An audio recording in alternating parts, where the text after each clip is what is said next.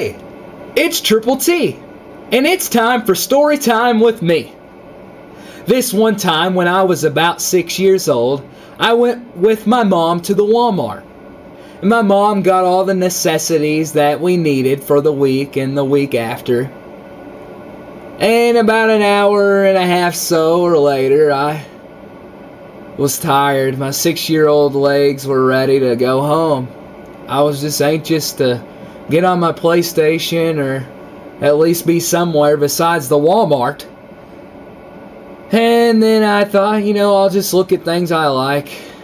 For the time being, I looked at the toys, wandered off into the boys' underwear and looked at the cool boxers like the Rugrat ones and the Hey Arnold ones and the Clifford ones that are pretty sweet. And then I looked around and my mom was gone. Where was she? I was scared. What if my mom left? What if she forgot that I had gone with her?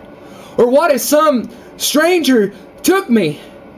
I'm sure he would have brought me back, but what? What if it happened? All these thoughts were running through my mind and I was just scared.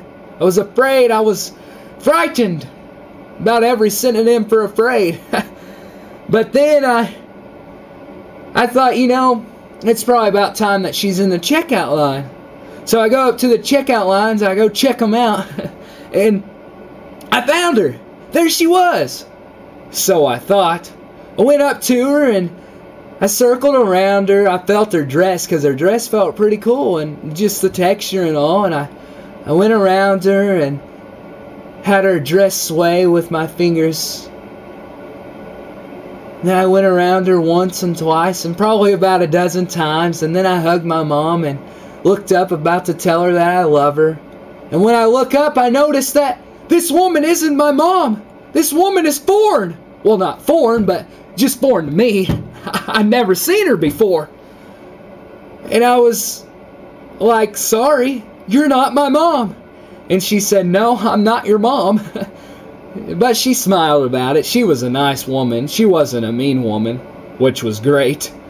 And then I look over about a couple checkout lines, and there's my mom, and she's smiling. I guess she saw it all.